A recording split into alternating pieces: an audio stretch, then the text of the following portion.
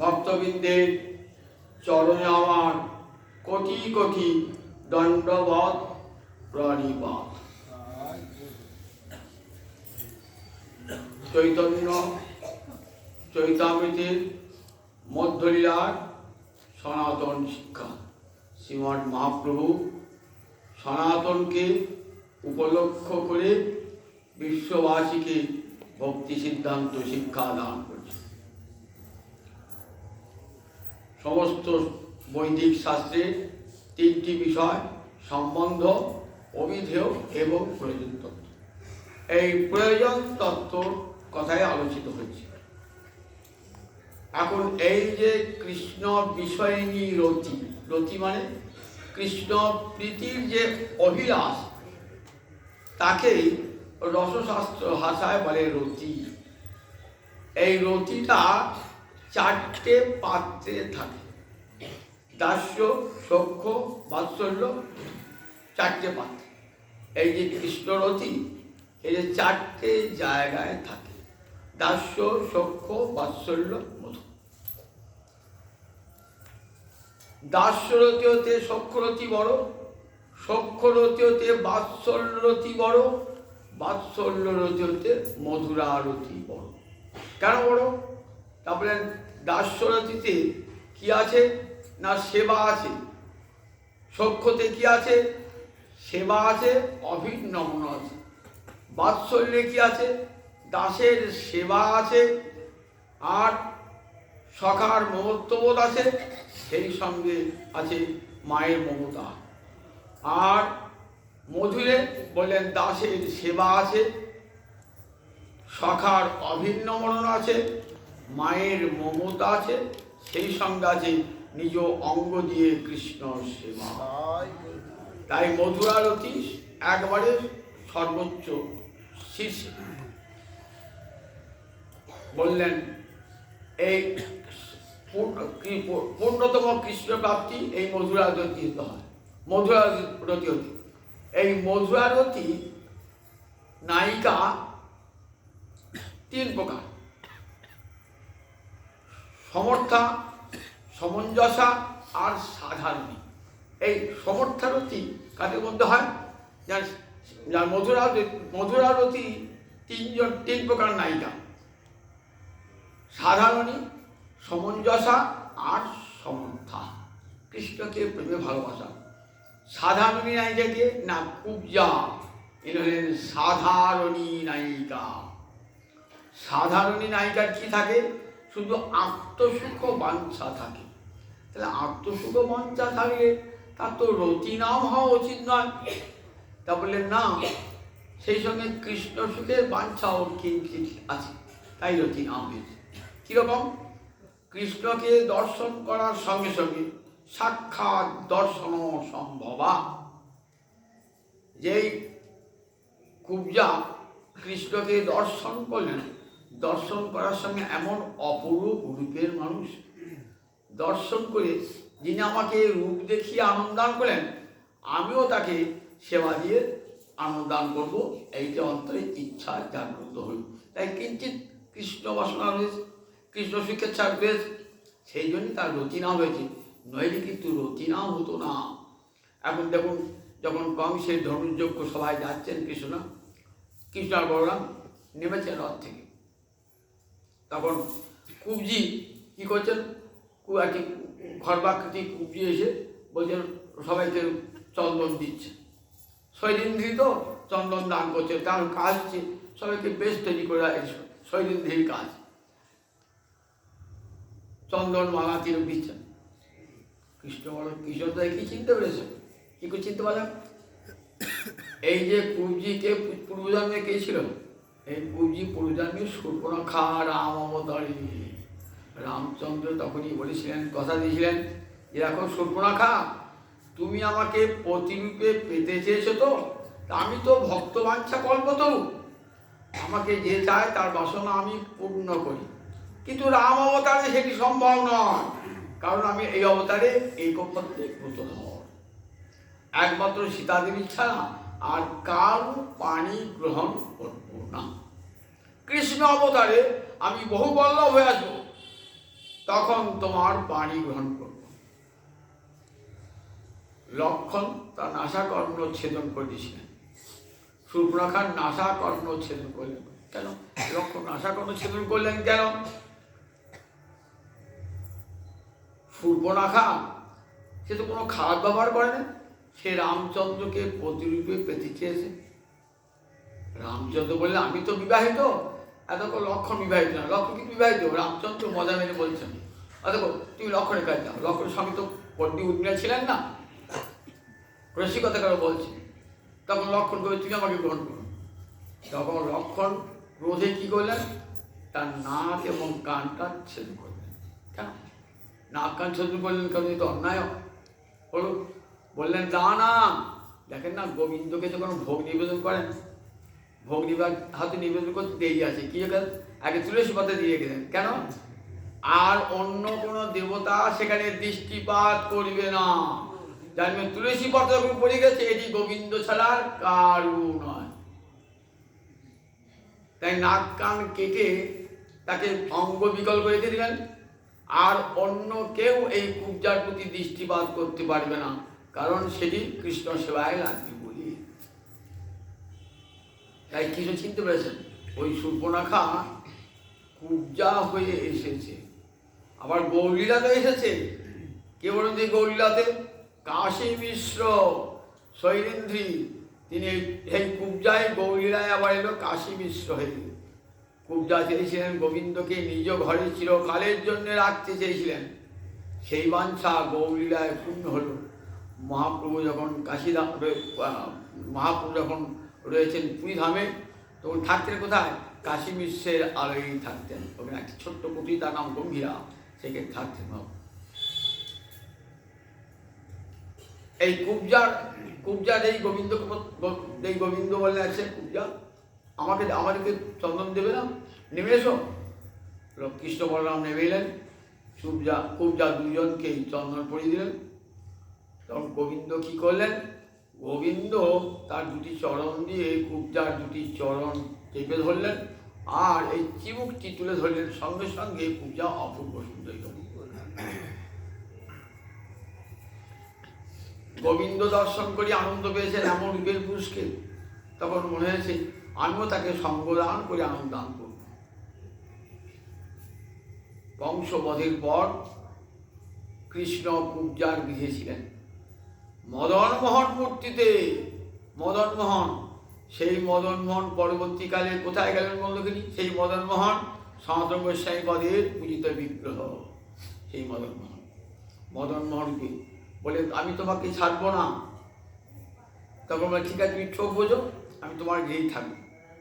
যে চোখটি মুদ্রিত করেছে ঠিক কিছু চলে এসছেন, দেখলেন সম্মুখে মদনমোহন মূর্তি।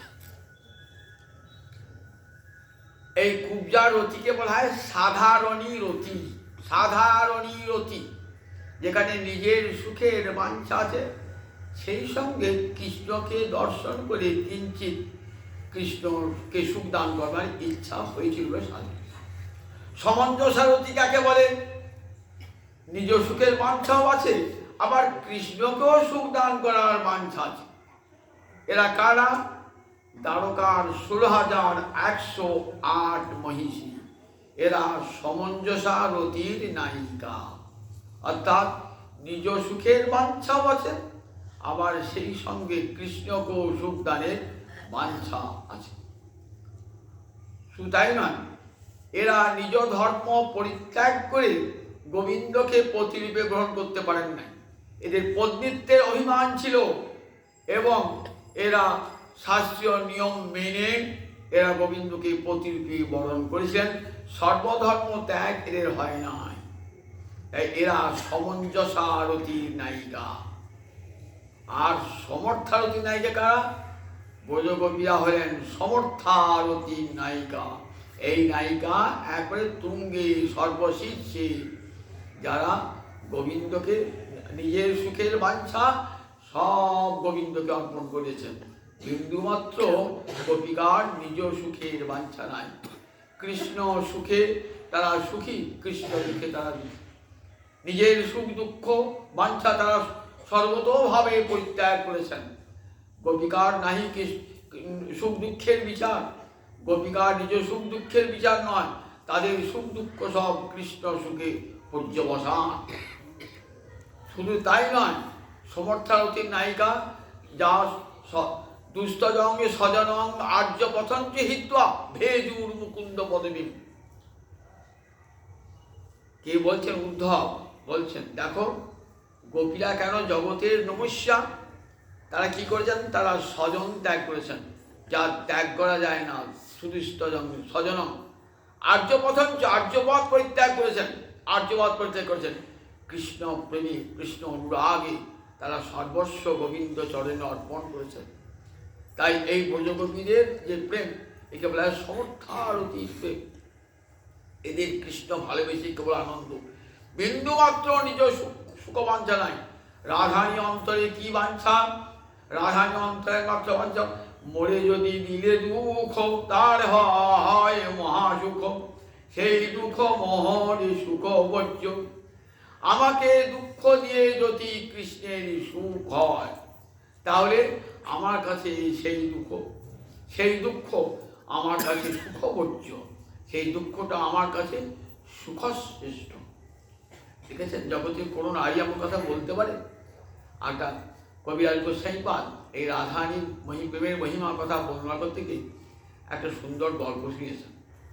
এক কুষ্ঠী বিপ্রের রমণী, ব্রাহ্মণের কুষ্ঠ ব্যাধি হয়েছে, কিন্তু বেশ্যাশক্তি নেশাটা যায় না। অনেক বয়স হয়েছে, রোগে তার সারা অঙ্গ গলিত, কুষ্ঠ সারা অঙ্গে। তথাপি নগরে এক সুন্দরী বারবনিতা তাকে দেখে এত আকর্ষণ, তার প্রতি প্রবল আকর্ষণ আছে। ঘরে তার স্ত্রী পরম পতিব্রতা সতী রমণী প্রাণ ভরে স্বামীকে ভালোবাসেন। তার ভালোবাসায় তার ভালো লাগছে না, ওই বেশ্যার প্রতি তার আসক্তি। কিন্তু পতিব্রতা রমণী স্বামীর সুখবাঞ্ছাই পূর্ণ করতে চান, স্বামীর যা সুখ সেটাই পূর্ণ করতে চান। তাই কি করলেন? বলে, তোমার কি বাঞ্ছা বলো। তাহলে নগরের ওই যে সুন্দরী রমণী বেশ্যাটি রয়েছে না, তার সঙ্গে আমার মিলন করাতে হবে। ঠিক আছে। গিয়ে বলেছেন সেই সুন্দরী রমণীকে, যে আচ্ছা, আমার স্বামী একটি রাত্রি তোমার সঙ্গে মিলিত হতে চায়। তারপরে তোমার স্বামী কেমন? আমার স্বামী কুষ্ঠ ব্যাধিযুক্ত। বলে, কখনো তা আমি সম্ভব নয়। বলেন, তাহলে আমি তাকে দর্শন দান করবে, আমরা দেখাইতে পারি। তখন কুষ্ঠী বিপ্র হাঁটবার ক্ষমতা নাই, কি করছেন? সেই পতিব্রতা রমণী কুষ্ঠী বিপ্রকে নিয়ে আসেন, কাঁধে করে নিয়ে এসে সেই বেশ্যার গৃহে যে নিয়ে এসছেন না, এত অপূর্ব সুন্দর সেই গণিকা, তাকে দর্শন করে অনেকক্ষণ বসে আছে। এইবার নিয়ে আসছেন স্বামীকে। স্বামী তাকে মন তৃপ্ত হয়েছে, স্বামীকে কাঁধে বাঁধছেন। পথে আস্তে আস্তে এক মুনি শুলে চলে কি করছেন? তপস্যা করছেন। তার অঙ্গে স্বামীর পাটা লেগে গেছে। সঙ্গে সঙ্গে কি অভিশাপ দিলেন? বলে, দেখ, রাত্রি প্রভাত হলেই তুই বিধবা হবি, তোর স্বামী মৃত্যু হয়ে যাবে। তো কি বললেন? আমি না দেখে অপরাধটা করেছি, আমি জেনে শুনে অপরাধ করি না, তার জন্য এত বড় শাস্তি যে সকাল হলেই আমার স্বামী মৃত্যু হবে। আমিও সতী রমণী, তোমার তপস্যা করি নাই, কিন্তু আমি পতিকে প্রাণ ভরে ভালোবেসেছি, পতির বাঞ্ছা পূর্ণ করেছি। সুতরাং আমার সতীত্বের শক্তিও কম নয়। শোনো তপস্বী, দেখো সূর্য আর উঠবেই না। বাবা, সূর্য উঠবে না? তাহলে বুঝি দেখি, সূর্য না উঠলে মানুষ বেঁচে থাকবে? সূর্য উঠবে না, প্রভাত আর হয় না, সূর্য ওঠে না, সূর্য না হলে সমস্ত প্রাণী মরে যাবে। তখন কে এলেন? ব্রহ্মা বিষ্ণু মহেশ্বর এলেন। ব্রহ্মা বিষ্ণু মহেশ্বর এসে বলছেন, দেখো হে সতী রমণী, দেখো সূর্য যদি না ওঠে তাহলে পৃথিবীর মানুষ তো বিনাশ হয়ে যাবে সমস্ত, আর পৃথিবী থাকবে না সূর্য না উঠলে। তুমি দেখো, তুমি সূর্য কোথাও আদেশ দাও। তা বললে, আমার পতি বাঁচবে বলুন? তা বললে, দেখো তোমার বাক্য সত্য, ঋষি বাক্য সত্য। তোমার স্বামীর মৃত্যু হলে আবার তোমার স্বামীকে আমার স্বামীকে আমার জীবন দান করবো। মহাবিষ্ণু মহেশ্বরের আশীর্বাদে সেই কুষ্ঠী বিপ্র অপূর্ব সুন্দর রূপ ধারণ করল। সব কুষ্ঠ ব্যাধিটা দূর হয়ে গেল, অপূর্ব সুন্দর যুবকে পরিণত হল। দেখাচ্ছেন যে এই কুষ্ঠি বিপ্রে রমণী তেমন, দেখুন কেমন তার চরিত্র। পতির বাঞ্ছা পূর্ণ করবার জন্যে তার পতিকে নিয়ে গেলেন বেশ্যালয়ে। বলে রাধানী কৃষ্ণপতি ঠিক এইরকম, আমাকে দুঃখ দিয়ে যদি গোবিন্দের সুখ হয়, তাহলে সেই দুঃখটা আমার কাছে সুখ করছো। চন্দ্রাবলীর গৃহে গোবিন্দ গেলে আমার কোনো দুঃখ নাই, তার জন্য রাধানী কোনো দুঃখ বেদনা পান না। কিন্তু চন্দ্রাবলী যে কৃষ্ণ সেবা জানে না, কে কৃষ্ণ রাধানী সবচেয়ে ভাব যে চন্দ্রাবলী কৃষ্ণ সেবা জানে না, তাই তার কখনো কখনো মান দেখা দিত, কিন্তু সে মান কৃষ্ণ সুখের জন্যে। এই যে সমর্থারতী নায়িকা রাধারানী, রাধানী তুঙ্গে রয়েছে, রাধানীর যুদ্ধে যারা আছেন তারাই সব সমর্থারতী নায়িকা। এদের কেমন কৃষ্ণ ভালোবাসা দেখুন, কেমন কিছু ভালোবাসা। তারা বলেন দেখো মরিব মরিব সখী নিশ্চয় মরিব, কিন্তু কানু হেন গুণনিধি কারে দিয়ে যাব, মৃত্যুতেও তাদের শান্তি নাই, আর কৃষ্ণ হেন ধন কার কাছে দিয়ে যাব, অন্তরে বাঞ্ছা। তাদের কৃষ্ণই তাদের নয়নের অলঙ্কার, কৃষ্ণই তাদের কর্ণের ভূষণ, কৃষ্ণই তাদের সব বৃন্দাবন রমণীগণের সমস্ত অঙ্গের ভূষণ গোবিন্দ। সেই গোবিন্দকে যদি মৃত্যু হয়, রাধারানী বলছেন যে আমার দেহের যেটা মাটি অংশ সেটা যেন কোথায় থাকে না, সেটা যেন ওই মথুরার পথে থাকে, আমার অঙ্গের উপর দিয়ে গোবিন্দ চলবে। আমার যেটা জল অংশ সেটা কোথায় যাবে, মথুরার যে সরোবরে গোবিন্দ স্নান করেন সেই জলের সঙ্গে যেন মিশে যায়। আমার যেটা বায়ু অংশ, কৃষ্ণকে যখন ব্যজন করবে মথুরা রমণীরা, তখন যেন সেই বায়ুর পাখের সঙ্গে মিশে যায়। দেখেছেন তো, এই যে সমস্ত শরীর মৃত্যুর পর যেন তার দেহ দিয়ে গোবিন্দ সেবা হয়। এক মুহূর্ত নিজের সুখের বাঞ্ছা নাই, সর্বতভাবে নিজ গোবিন্দ সুখের বাঞ্ছা তাদের অন্তরে রয়েছে। তাই কবিরাজ গোসাই পাক রাধানী মহিমা বর্ণনা করতে বলছেন, জানো রাধানীকে দেবী কৃষ্ণময়ী প্রত্যা রাধিকা পর দেবতা, সর্বলক্ষ্মী ময়ী সর্ব সম্মোহিনী কান্তি পরা, দেবী কৃষ্ণময়ী প্রত্যা রাধিকা পর দেবতা। রাধানীকে একমাত্র দেবী বলা হয়েছে শাস্ত্রে। কেন বলেন, যার অঙ্গ দুটিতে গোবিন্দ আলোকিত হয়ে যান। জগতে গোবিন্দকে আলোকিত করতে গোবিন্দে শ্রুতি বলেছেন, যস্য ভাষা সর্বমিদং বিভাতি, যে গোবিন্দের অঙ্গ জ্যোতিতে সর্বজগৎ আলোকিত। চন্দ্র সূর্যের যে আলোক পান, সে আলোক কোথা হতে? গীতা পড়লেই দেখবেন বলছে সেটা গোবিন্দের অঙ্গজ্যোতি। গোবিন্দের অঙ্গজ্যোতি। সূর্য যে আলোক দান করে, চন্দ্র যে আলোক দান করে, সেটা কার? গোবিন্দের অঙ্গজ্যোতি। গীতা পড়লেই দেখতে পাবেন। আর সেই গোবিন্দকে আলোকিত করে কে? না, রাধা রানীর অঙ্গজ্যোতি। তাই দেবী কহি দোতমানা পরমা সুন্দরী, কিংবা কৃষ্ণ পূজা ক্রীড়াহারে বসতি নগরী। তাকেই তো দেবী বলা হবে, যার অঙ্গ দুটিতে গোবিন্দ উদ্ভাসিত হয়ে যান। কারো কৃষ্ণ গৌর হয়ে যান যার অঙ্গ দুটিতে। দেবী কহি দোতমানা, জীব ধাতু অর্থ যার অঙ্গতে দুটি প্রকাশ পায়। দুটি মানে জ্যোতি প্রকাশ পায়। বলছেন পরমাস দেবী কহি দোতমানা পরমা সুন্দরী, কিংবা কৃষ্ণ পূজা ক্রীড়ার বসতি নগরী। আবার দেখুন, দেবী শব্দে একটা অর্থ করেছেন কৃষ্ণ পূজার নগরী, কৃষ্ণ ক্রীড়ার নগরী। কৃষ্ণ পূজার নগরী মানে যদি কেউ কৃষ্ণ পূজা করতে চান, তাহলে কৃষ্ণ পূজার যে সমস্ত দ্রব্য উপকরণ কোথায় পাবেন? একমাত্র রাধানীর কাছ থেকেই পাওয়া যাবে, অন্য কোথাও না। আমি গ্রামে দুর্গা পুজো করবেন তো, কিন্তু দুর্গা পূজার যে যে উপকরণ লাগে সেগুলো কিন্তু গ্রামে পাওয়া যায় না। নিকটবর্তী কোনো শহরে এসে সেখানে দশকর্মা ভাণ্ডার দশকর্মা জিনিস কিনলেন, মুদিখানার দোকানে এসে মুদিখানার জিনিস কিনলেন, মিষ্টির দোকানে এসে মিষ্টি কিনলেন, সবজির দোকানে সবজি কিনলেন। একটা পূজা করতে গেলে যা যা উপকরণ লাগে সেটা কিন্তু গ্রামে পাওয়া যায় না, নগরে আসতে হয়। আমরা যদি ইচ্ছা করে গোবিন্দ সেবা করবো, তাহলে গোবিন্দ সেবা করবার যে উপকরণ কোথায় পাবো? তা বলে ওই রাধা নামক নগরীতে পাওয়া যাবে কৃষ্ণ সেবা সর্বপ্রকার। আবার কৃষ্ণের ক্রীড়ার নগরী বলে কৃষ্ণের যত কিছু খেলা সব রাধাকে অবলম্বন করি। যত যত খেলা গোবিন্দে দেখুন, ঝুলন খেলা, দোল খেলা থেকে আরম্ভ করে দেখুন, গোবিন্দের রাস খেলা, সব কিছু কাকে নিয়ে, লীলামণিত খেলা সব কাকে নিয়ে, সব রাধানীকে অবলম্বন করি কৃষ্ণ। তাই কৃষ্ণ ক্রীড়ার নগরী। দেবী কহি দোতমানা পরমা সুন্দরী, কিংবা কৃষ্ণ পূজা ক্রীড়ার বসতি নগরী। তাই দেবী শব্দ অর্থ বললেন কৃষ্ণময়ী। কৃষ্ণময়ী শব্দ অর্থ, কৃষ্ণ শব্দময়ী শব্দটি ভাঙলে কি হয়? কৃষ্ণ শব্দের সঙ্গে ময় প্রত্যয়, তার সঙ্গে স্ত্রীলিঙ্গে টিপ করতে গেলে কৃষ্ণময়ী। ময়ের শব্দটি, ময়ের প্রত্যয়টি কখন হয় ব্যাকরণে? অনন্ত অর্থে, প্রাচুর্য অর্থে, ব্যাপ্তি অর্থে। আর মানে জায়গাটা জলময় হয়ে গেছে, মানে জল চতুর্দিকে জল, তাকে জলময় বলি, অনন্ত জল।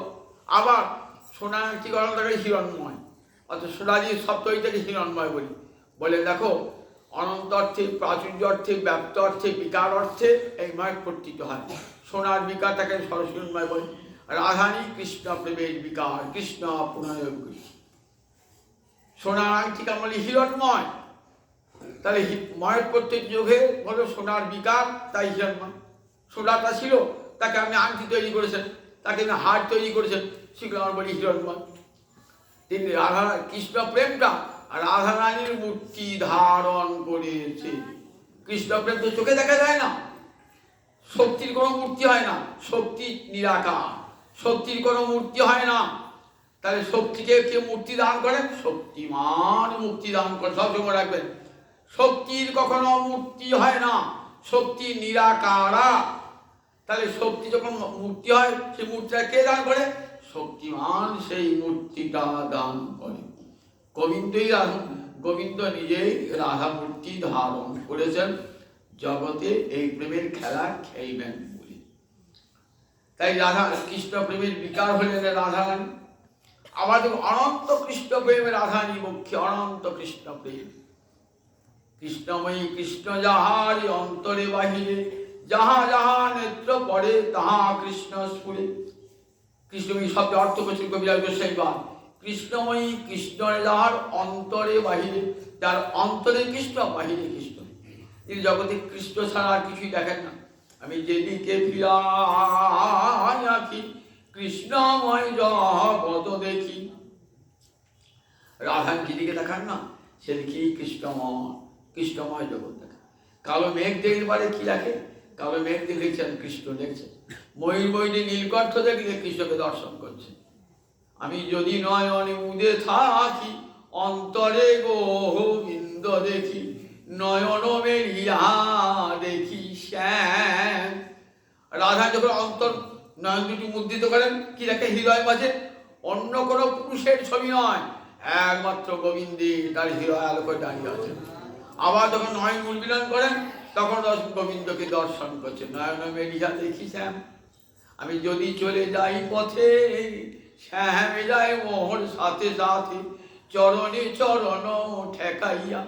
শ্যাম কিন্তু সঙ্গে যায় না, কিন্তু রাধাই ভাব শ্যাম আমার সঙ্গেই আসছে। দেখেছেন? অন্তর্বাহী কৃষ্ণময় শ্যাম আমার সঙ্গে সঙ্গেই আসছে, আমার চরণে চরণ ঠিকই আসছে। দেখেছেন? অন্তর্বাহীর কেমন কৃষ্ণময়ী। কৃষ্ণময়ী কৃষ্ণ যাহার অন্তরে বাহিরে, যাহা যাহা নেত্র পড়ে তাহা কৃষ্ণ স্ফুরে। দেবী কৃষ্ণময়ী প্রত্যা রাধিকা। রাধিকা নাম হলো কেন? রাধতি গোবিন্দং ইতি রাধিকা। গোবিন্দকে আরাধনা করেন। আমি তো গোবিন্দকে আরাধনা, আমি রাধিকা নাকি? আপনি তো গোবিন্দকে আরাধনা, রাধিকা নাকি? বল না, একমাত্র রাধা নীতি, এটা একমাত্র এই রাধিকা শব্দে পর্যবসান। দেখুন সংস্কৃত একটা, বাংলা ব্যাকরণ একটা বলে রূঢ়, যৌগিক রূঢ় আর যৌগুড় শব্দ। যোগ যেমন পঙ্কজ, পঙ্কজনে পাকে জন্মে যা, পঙ্কাজ জায়তে ইতি পঙ্কজ। তাহলে পাকে তো কি কি জন্মায়? পাকে শ্যাওলা জন্মায়, পাকে দাম জন্মায়, পাকে পাকাল মাছ জন্মায়, পাকেতে পদ্মফুল জন্মায়। কিন্তু পঙ্কজ বলি কি আর পাকাল মাছ বুঝি না দাম বুঝি? পঙ্কজ বলে একমাত্র পদ্মফুল বুঝি। ঠিক তেমনি জলধি বলে কি বোঝায়? জলে জল ধারণ করে যা, বাটি ঘটি নদী সরোবর সবাই জল ধারণ করে, কিন্তু জলধি বললে একমাত্র সমুদ্র ছাড়া বোঝাবে না। তাই রাধিকা বললে একমাত্র রাধানী ছাড়া কাউকে বোঝাবে না, বিশ্বভানু রাজনন্দিনী ছাড়া কাউকে। এটি যৌগুণ শব্দ। রাধতি গোবিন্দং ইতি, গোবিন্দকে আরাধনা করেন। আবার শ্রী গোসাইপাদ বলছেন গোবিন্দের রাধ্যতে বা, আবার গোবিন্দ যাকে আরাধনা করেন। গোবিন্দ কখন আরাধনা করেছেন? যখন রাধানী মানবন্তী উষা আছেন মান গরবিনী হয়ে, তখন গোবিন্দ এসে রাধানীকে আরাধনা করেছেন। রাধানী কি দিয়ে আরাধনা করছেন দেখুন, মানময়ী রাধানী মানবকুঞ্জে উষা আছেন। রাধানী কিছুতেই কৃষ্ণমুখী হবেন না। দুই করে দুই পদ ধরি তো তাদের মান গেল না, দুহু করে দুহু পদ তবু মানে তো গেল না, দুই করে দুই পদ ধরা তবু মানে তো গেল না। দুই হাতে দুটি রাধানী দুটি চরণ ধরে আছেন, তবু রাধানীর মান যাচ্ছে না। তখন গোবিন্দ পূজা করছেন কেমন দেখুন রাধানীকে। গোবিন্দের নয়ন জল গঙ্গা জল আর নাসামূল বিল্ল দল, শ্যাম পূজারি পূজিছে আজ প্রেমের দেবী। দেবী পূজা কি দিয়ে হয়?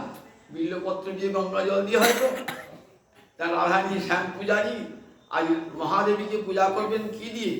শ্যামের নয়নে জল গঙ্গা জল আরে নাসামূল বিল্ল দল, শ্যাম পূজারি পূজিছে আজ প্রেমের দেবী। প্রেমের দেবীকে পূজা করছেন গোবিন্দ আজ, দেখেছেন তো? তাই গোবিন্দের রাধ্য দেওয়া শ্রী গোসাইপাদ বলছেন দেখো, শুধু গোবিন্দ রাধারানী আরাধনা করেন না, গোবিন্দ আরাধনা করেছেন ভাগবতী। তাই দেখে রাধারানী স্পষ্ট নাই তো, রাধারানী সে অনেকে বলেন ভাগবত রাধানাম নাই তো। ভাগবতে রাধানাম না থাকুক, গোপিকাদের কথা আছে এবং শ্রেষ্ঠ গোপিকার কথা আছে। রাধানাম বলতে গিয়ে আর বলতে পারেন নাই সুখদেব, বললে আর ভাগবত বলা হতো না। আবার ব্রজগোপীরা নিষেধ করেছিলেন সুখদেবকে, সুখদেব তো রাধানী কুঞ্জের সুখ পাখি, তাই নিষেধ করেছিলেন দেখো আমাদের প্রেমের কথা তুই বলবে না, আমাদের নাম করে আমাদের নাম প্রেমের কথা বলবে না। তাই সুখদেব না বলে থাকতে পারেন নাম কি করেন না, কিন্তু কৌশলে নাম বলেছেন অনয়া রাধিতনুন ভগবান হরি ঈশ্বর। রাসের দিনে যখন দেখছেন কৃষ্ণ নাই রাসমণ্ডল পরিত্যাগ করে গেছেন, তো তখন দেখছেন কৃষ্ণ পদচিহ্নের পাশাপাশি একটি নারী পদচিহ্ন। তখন জিজ্ঞাসা কশ্যা পদানি চৈতানি গদা নন্দ শুনলাম, নন্দ শুনি অত নন্দপুত্রের সঙ্গে গিয়েছে এই রমণীকে। তখন রাধাপক্ষে সখিয়া বলছেন অনয়া রাধিতনুন ভগবান হরি ঈশ্বর। তোমরা জানো এই ঈশ্বর হরিকে আমাকে ভগবান সেবা করতে হয়? তোমরা জানো না, একমাত্র রাধানী জানেন কেমন করে কৃষ্ণ সেবা করতে হয়। এইকে রাধানী ঘুরিয়ে বলিলেন। রাধিত মানে রাধাযুক্ত ইতস্পত্তি করে রাধিত, যেমন পল্লবিত পল্লবযুক্ত ইতস করে পল্লবিত।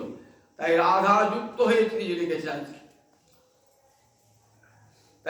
তাই বলে রাধিকা পরদেবতা। আবার পরদেবতা মানে যার উপরে আর কোনো দেবতা হয় না। যেমন বৃন্দাবনে কোনো দেবদেবীর সেবা নাই, কেবল রাধানী সেবা, সব রাধানী। জয় রাধে বৃন্দাবনে কোনো ব্রজবাসী আর কাউকে সেবা করে না, শুধু রাধানী পরদেবতা রাধারানী। দেবী কৃষ্ণময়ী কর্তা, রাধিকা পরদেবতা, সর্বলক্ষ্মীময়ী। সমস্ত লক্ষ্মী মানে অনন্ত কোটি লক্ষ্মী যার অঙ্গ হতে বার হয়েছে। এই যে কোটি কোটি গোপী দেখছেন তো, এই কোটি কোটি গোপী কেউ পৃথক নন। গোবিন্দ রাধারানী হয়েছেন, রাধারানী হতে আবার কোটি কোটি গোপী, কোটি কোটি গোপী। এরা এমনি গোয়ালিনী বলে ভেবেন দিকে, এরা গোলকের গোলকলক্ষ্মী। এরা এসেছেন ব্রজগোপী রূপে, গোলকলক্ষ্মী। রাধারানী অঙ্গ হতে কোটি কোটি লক্ষ্মী বার হয়েছেন। দেখবেন গোপ সংহিতা বলা আছে গোবিন্দকে গোলকে সেবা করছেন, কোটি কোটি লক্ষ্মী সেবা করছেন। রাধারানী গোবিন্দ সেবা করে ভাবছেন আমি একা কি করে গোবিন্দকে সেবা করব। তাই কৃষ্ণ সেবা মনোবৃত্তি সখী আসপান। সঙ্গে সঙ্গে যেমন ব্রজেতে কোটি কোটি ব্রজগোপী, তেমনি গোলক কোটি কোটি লক্ষ্মী সেবা করছে। আবার কৃষ্ণের 6টা ঐশ্বর্য, ঐশ্বর্যস্য সমগ্রস্য বীর্যস্য যশস্য জ্ঞান বৈরাগ্যস্যৈব সন্ন্যান ভব ইতি স্থিত। 6টা ঐশ্বর্য আছে বলে গোবিন্দকে আমরা ভগবান বলি। 6টা ঐশ্বর্য আছে বলি। 6টা ঐশ্বর্য কি কি? সমগ্র ঐশ্বর্য, সমগ্র বীর্য, সমগ্র যশ, সমগ্র শিব। সমগ্র কাজে ভাগ লক্ষ্য রাখবেন। সমগ্র এটি পূর্ণরূপে আর কোথাও নয়, একমাত্র গোবিন্দেই। সমগ্র ঐশ্বর্য, সমগ্র বীর্য, সমগ্র যশ, সমগ্র শ্রী, সমগ্র জ্ঞান, সমগ্র বৈরাগ্য। ভাগাভাগি নাই কিন্তু একবার পুরোপুরি 16 আনা সমগ্র এটা আছে। এই 6টা ঐশ্বর্যের অধিষ্ঠাত্রী দেবী হলেন রাধা রানী।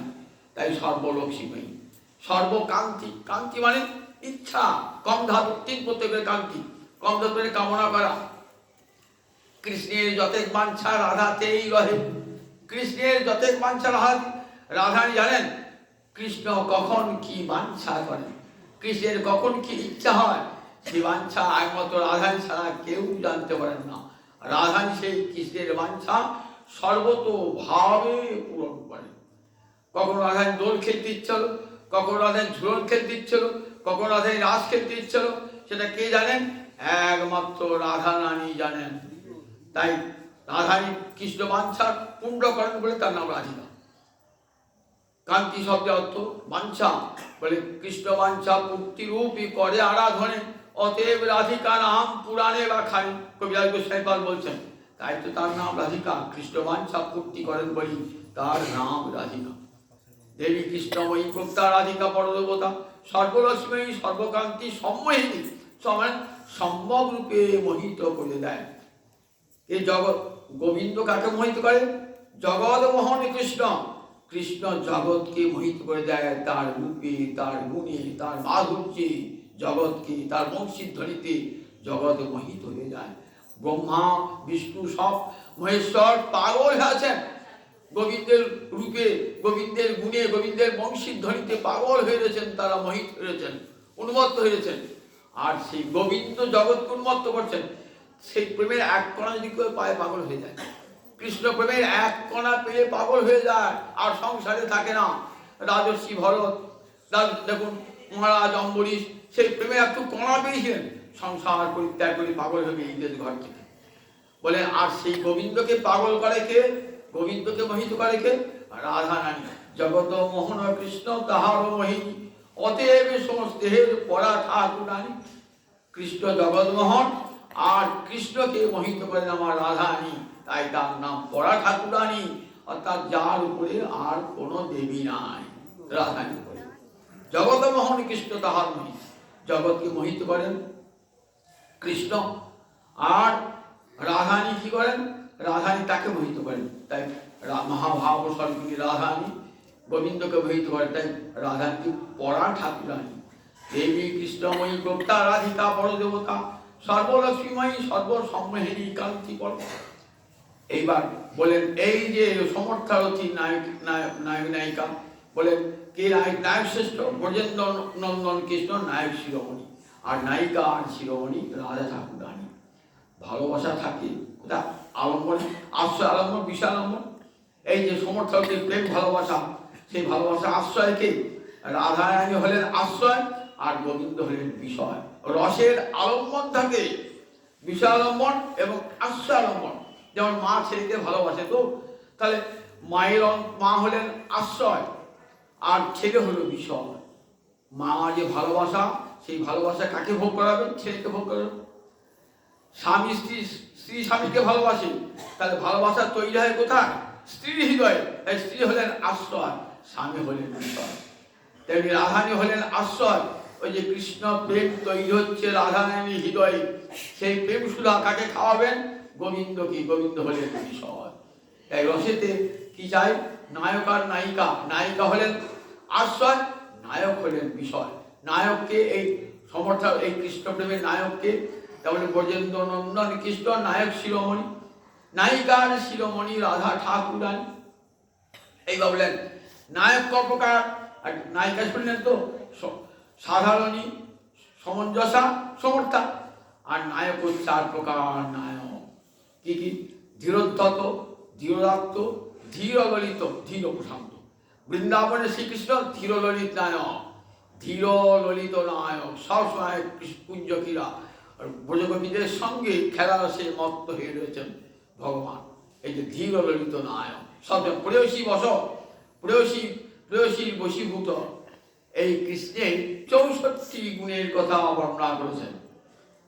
আবার রাধারানীর অনন্ত গুণের মধ্যে 25টি গুণ, গোবিন্দের অনন্ত গুণের মধ্যে 64 গুণ প্রধান, আর রাধারানী অনন্ত গুণের মধ্যে 25টি গুণের প্রধান। কত গুণে চৈতন্য চৈতামৃত বিস্তারভাবে জানতে হলে আমরা চৈতন্য চৈতামৃত পড়বেন। আমি দু একটা বলি। রাধারানী গোবিন্দের অঙ্গ কেমন? তাহলে সুরম্য, সুরম্য, শুধু রম্য বললেন না, সুন্দর অঙ্গকান্তি, এমন অঙ্গকান্তি যে একবার দেখবে না, দেখার সঙ্গে সঙ্গে নয়ন আর ফেরাতে পারবে না, এমন গোবিন্দের অঙ্গকান্তি। রূপ গোস্বামী বলছেন না, বৃন্দাবনে গিয়ে যদি আবার বন্ধু সঙ্গে অঙ্গ করতে ইচ্ছা হয়, তাহলে কেশী তীর্থের উপকণ্ঠে গিয়ে কৃষ্ণমূর্তিকেও দর্শন করলাম। আমরা দেখার মধ্যে যদি কৃষ্ণ দেখি, তাহলে আর সংসার করতে পারবো? সংসার করতে পারবো না। ওই রূপের ভাবে নিজেকে চিরকালের জন্য আত্মবিসর্জন করবো। আমি কি রূপ হে দিনু মধুর মূরতি, প্রীতি রসের সার, প্রেম রস দিয়ে গড়ার আর গোবিন্দ মূরতি, হেন লহে মনে এটি নভুবনে, তুলনা নাহি তার। বৈষ্ণব পদবীরা কেমন পদকাররা কেমন গোবিন্দের রূপ বর্ণনা করেছেন, বললে কি কোন ভগবানের এমন রূপের বর্ণনা আছে দেখাতে পারবেন? কেউ দেখাতে পারবেন না। কোনো পদাবলিকার এমন কোনো ভগবানের এমন রূপের বর্ণনা দান করেননি। চণ্ডীদাস কি সুন্দর রূপটি বলছেন, হেন মনে হয় এটি নভুবনে, তুলনা নাহি তার। বড় বিনোদিয়া চূড়ার টালনি, কপালে চন্দন মুচান, যিনি বিধু বড় বদন সুন্দর, রমণী মোহন ফান। কেমন রূপ দেখুন, রূপ দেখে রাধারানী বলছেন ওই রূপ সাধে ডুবে না। তাই সুরম্য অঙ্গ তাঁর, আজানুলম্বিত বাহু, আজানুলম্বিত বাহু, বাবধূ, সুন্দর সুন্দর মিষ্ট কথা বলতে পারেন গোবিন্দ। নারী চিত্ত মনোহারী সেই গোবিন্দ দর্শন করে জগতের যে কোনো রমণী তার রূপ যৌবন সব বিসর্জন দিয়ে দেয় গোবিন্দ চরণে। অনন্ত গুণ, তার মধ্যে এই 64 গুণের মধ্যে এই 7টি গুণ নারায়ণে আছে। গোবিন্দের যে 7টি গুণ, আর 4টি গুণ গোবিন্দের বেশি। কি কি? রূপমাধুর্য, বেণু মাধুর্য, প্রেম মাধুর্য, লীলা মাধুর্য। এই 4টে নারায়ণে নাই। সেই জন্যে নারায়ণ স্বয়ং ভগবান, গোবিন্দ স্বয়ং ভগবান। নারায়ণ বৈকুণ্ঠের অধিপতি, গোবিন্দ গোলকের অধিপতি। এক গোবিন্দ দুটো মূর্তি ধারণ করছেন, একটি তার ঐশ্বর্য মাখা মূর্তি আর একটা মাধুর্য মাখা মূর্তি। একদল মানুষ যারা ঐশ্বর্য মাখা মূর্তি ভজন সাধন করেন, যেমন প্রহ্লাদ, ধ্রুব, এরা চতুর্ভুজ মূর্তি, শঙ্খ চক্র গলা বৈকুণ্ঠেশ্বরকে ভজন করেন। আর একদল আছেন যারা কি করেন, যারা ব্রজবাসীরা, তারা ওই গোবিন্দের দ্বিভুজ মুরলীধর মূর্তি, গোলক মূর্তি ভজনা করেন তারা। এইটা হলো গোলকের মূর্তিতে হলো কেমন মাধুর্য মণ্ডিত মূর্তি ভগবান। সন্ততাশ্রম কেশবা বলেন, দেখো আবার রাধারানী অনন্ত গুণের মধ্যে বলেন 25টি গুণ। আবার গোবিন্দের ডান চরণে 11টি, বাম চরণে 8টি, 19টি চিহ্ন আছে। ধ্বজ বজ্র অঙ্কুশ। ঠাকুর চেনা যায় চরণে, মানুষ চেনা যায় মরণে। আরে কথা আছে, আমি ঠাকুর চিনবেন কি করে? গোবিন্দের করকমলে এবং চরণ কমলে চিহ্ন রয়েছে। কেন? ধ্বজ বজ্র অঙ্কুশ আদি কত কত চিহ্ন রয়েছে। ধ্বজ চিহ্ন দিবা জগতে সর্বত্র বিজয় পতাকা, গোবিন্দের বিজয় পতাকা। ধ্বজা মানে পতাকা। বজ্র দিয়ে পাপ, আবার গোবিন্দচরণ যে কেউ স্মরণ করে তাহলে পাপ পর্বত চূর্ণ করে দেয়। পদ্ম চিহ্ন দিয়ে আকর্ষণ করছেন, ভ্রমর যেমন ভ্রমরকে আকর্ষণ পদ্ম, তেমনি গোবিন্দের চরণে পদ্ম চিহ্ন জগতের সমস্ত ভক্ত ভ্রমরকে আকর্ষণ করছেন নিজেদিকে। কলস চিহ্ন মানে অমৃতের কলস আছে। অর্ধকোণ চিহ্ন মানে অর্ধচন্দ্র, মহাদেবের অর্ধচন্দ্র তো ললাট অর্ধচন্দ্র, মহাদেব গোবিন্দ চরণে শরণাগত হয়ে গেছেন। এরকম কত কত চিহ্ন গোবিন্দ চরণে রয়েছে। রাধা 11টা 8টি 19টি চিহ্ন। আবার হাতেও আছে। আবার রাধারানী চরণে 7টি আর 8টি, বাম চরণে 8টি, দক্ষিণ চরণে 7টি। সেখানে জপ চিহ্ন মানে সম্পদ, জপ মানে সম্পদ। রাধারানীর চরণে দেখবে পড়লে জানান না, আপনার ঐশ্বর্যে ঢেকে যাবে, আপনার বাড়ি ঐশ্বর্যে ঢেকে যাবে, অনন্ত ঐশ্বর্য। অন্নপূর্ণা তো জপ চিহ্ন মানে সম্পদের কুটি। রাধারানী কলস আছে, অমৃতের কলস। রাধারানীর চরণে সুধা পান করলে পারে অমৃত পান হবে, স্বর্গের অমৃতকে তুচ্ছ বলে মনে হবে। ত্রিকোণ চিহ্ন আছে, তার মানে 3টে গুণকে অতিক্রম করতে পারেন আপনি, 70তম 3টে গুণকে অতিক্রম করতে পারেন। এমনি করে চতুষ্কোণ ধর্ম অর্থ কাম মোক্ষ দূর করে ফেলবেন, মানে একমাত্র প্রেমে গোবিন্দকে ভালোবাসে। এইসব চিহ্ন রাধারানী চরণে গোবিন্দের চরণ আছে। এইসব কিছু বিস্তার করে বললেন, আর সব বলা সম্ভব নয়। এবার শেষে বললেন, দেখো সনাতন, তোমাকে আমি যুক্ত বৈরাগ্য শেখাবো। দেখো 2 রকম বৈরাগ্য আছে, যুক্ত বৈরাগ্য আর ফল্গু বৈরাগ্য। যুক্ত বৈরাগ্য কাকে বলে? সংসারে থাকবে কিন্তু সংসার যেন তোমাতে না থাকে, ঠাকুর আমাকে মানে এটি যুক্ত বৈরাগ্য। তুমি সংসারে থাকবে, সংসার যেন তোমার না থাকে। অনাসক্ত বিষয় যথারহম পর্যন্ত, অনাসক্ত হয়ে বিষয় ভোগ করবে যতক্ষণ সংসারে, কিন্তু আসক্ত হবে না। এইটা বলতে গিয়ে গীতার শ্লোক তুলে দিয়েছেন। অনিকেত স্থিরমতি ভক্তিমান মেপ্রিয়ন অদ্দেষ্টা সর্বভূতানাং মৈত্র করুণে ওচ নির্মম নিরহংকার সমদুঃখ সুখ। বলেন কেমন যুক্ত বৈরাগ্য দেখেছ? অদ্দেষ্টা, কার প্রতি কোনো বিদ্বেষ নাই। অদ্দেষ্টা সর্বভূতানাং, অদ্দেষ্টা সর্বভূতানাং মৈত্র করুণে, সমস্ত জীবকে বন্ধুর মতো ভালোবাসেন, সবার প্রতি করুণা। নির্মম নিরহংকার, কারোর প্রতি কোনো মমতা নাই, নির্মম, কাউকে সংসারকে ভালোবাসে, সংসারে থাকেন বটে কিন্তু সমস্ত মমতা ভালোবাসা গোবিন্দ চরণে সব। নিরহংকার, দেহে অহং বুদ্ধি নাই, আমি এই বোধ নাই, আমি গোবিন্দ চরণের দাস, আমি সর্বস্ব অর্পণ করে দিয়েছি এই বোধ গোবিন্দকে, আমি তো তাই দাস, এই বোধ অন্তরী। আমি ব্রাহ্মণ ক্ষত্রিয়, আমি ডাক্তার উকিল হাকিম, এসব অহংকার, এই নামে অহংকার। নির্মম নিরহংকার, দুঃখ সুখ, দুঃখ পেলেও তারা সহ্য করেন, আবার সুখ পেলেও তারা উল্লসিত হন না। দুঃখে উদ্বিগ্ন না, সুখে সুবিগত স্পৃহ। যত দুঃখ পান না কেন তাহলে তার চিত্ত উদ্বিগ্ন হয় না, আবার সুখ পেলেও উল্লসিত হয় না। এই যুক্ত বৈরাগ্যের চিহ্ন বলছেন। দুঃখ অনুদ্বিগ্ন না, ক্ষমী, সকলকে ক্ষমাশীল, কেউ গাল দিল তা ক্ষমাশীল, তার মঙ্গল কামনা করেন। এই যেমন হরিদাস ঠাকুরকে মার্চে 22টা বাজে হরিদাস তাদের ক্ষমা চাইছেন। মোর দোহে এসব আর নহক অপরাধ, এসব জীবেদের কৃষ্ণ করো প্রসাদ। হে গোবিন্দ, এদের ক্ষমা করো, এটাকে এটি করো, দূর করো, এরা আমার প্রতি দহিত করে, এর যেন কোনো ক্ষতি না হয়। ঠিক আছে, একমাত্র ভক্ত ছাড়া কেউ করে, ভক্ত ছাড়া কেউ পারে না এইসব মূল ভক্তের চরিত্র। আর ফল্গু বৈরাগ্য, কি বৈরাগ্য?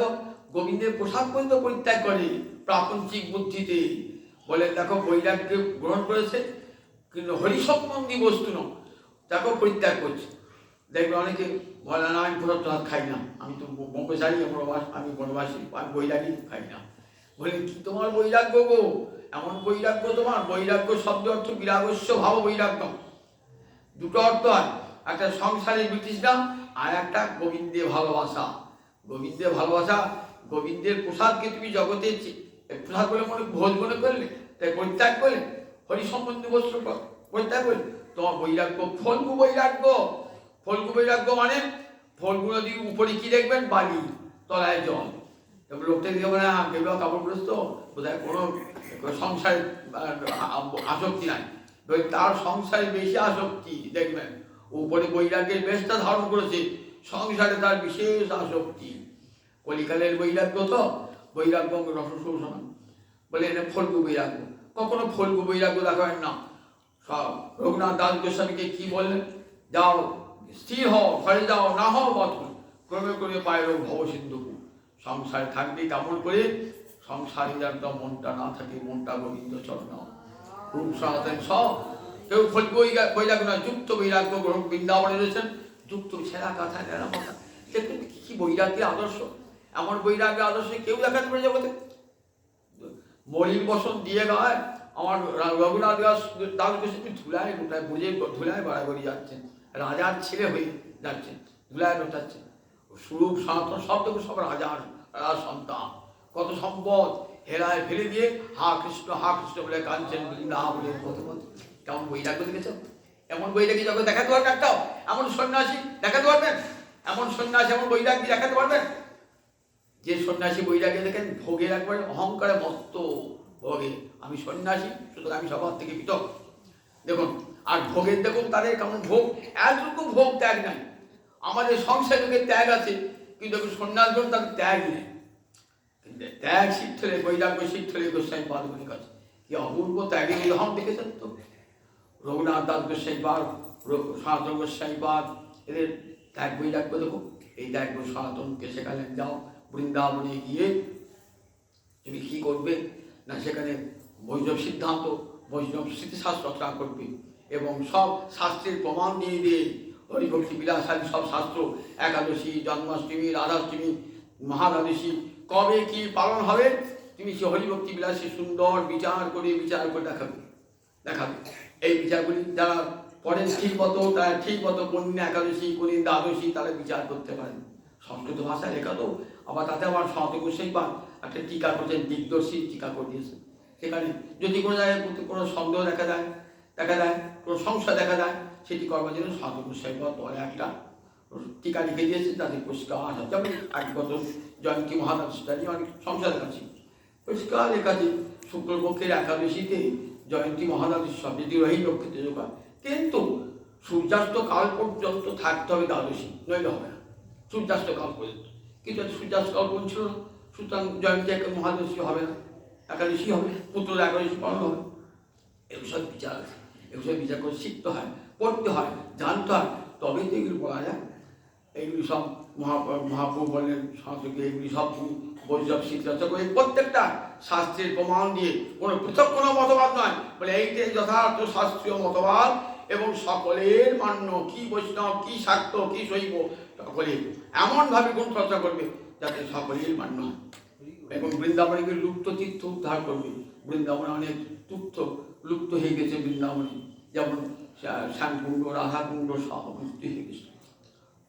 রঘুনাথ দাস গোস্বামী পাদ গিয়ে দেখছেন রাধা একটা ডোবাতে জল নিতে এসে পড়ে গেল না, তখন জানলে এটা রাধাকুণ্ড। আগেই মহাপুর ঠিক করে জমিয়াল থেকে মাটি নিয়ে টেরো করেছিল রাধাকুণ্ড। পরবর্তীকালে জান যে তাকে ডোবার মাটি ধারণ করেছে, সবাই একটু মাটি নিয়ে ডোবার আঁকি ধারণ করেছে। অন্তর ইচ্ছা জানলো যে এই রাধাকুণ্ডটা সংস্কার করতে হবে। কতজনায় রাধাকুণ্ডে আসে, স্নান করতে আসে, টাকা নাই তো। রাজার ছেলে টাকা মেলা, কিন্তু বাবার টাকা নেবেন না, বিষয় টাকা নেবেন না, সেটি করবেন না। কেদার এখন কেমন অন্তর ইচ্ছা লিখেছে তো, রাধারানীর চরণ স্মরণ করলে টাকার অভাব কার কোনোদিন থাকে না। বলানো জপ চিহ্ন আছে রাধানী, তার সম্পদের চিহ্ন। রাধানী সম্পদের অধিষ্ঠাত্রী, কৃষ্ণের 6টা ঐশ্বর্যের অধিষ্ঠাত্রী দেবী। যদি রাধানীর চরণ কমল হৃদয়ে স্মরণ করেন, অনন্ত ঐশ্বর্য কোটি কোটি লক্ষ্মী সে আমার সেবা করবে। কিরকম বৃন্দাবনে গিয়েছেন, কেদারবতীতে বদ্রীনারায়ণ গিয়েছেন এক শেখ, তিনি কি করবেন, নারায়ণের মন্দির তৈরি করবেন। নারায়ণ শব্দে বলছে আমার মন্দিরে টাকা দেওয়া লোক মেলা আছে, তুমি যাও বৃন্দাবনে। বৃন্দাবনে গিয়ে রঘুনাথ দাস গোস্বামী অন্তর ইচ্ছা লিখেছে রাধাকুণ্ড সংস্কার, তুমি সেখানে গিয়ে রাধাকুণ্ড সংস্কার করো। এলেন রাধাকুণ্ডে, রঘুনাথ দাস গোস্বামী পরিচয় কে জানতে পারেন? রঘুনাথ দাস গোস্বামী অনেক খোঁজ করি রঘুনাথ দাস গোস্বামীর কাছে এলেন।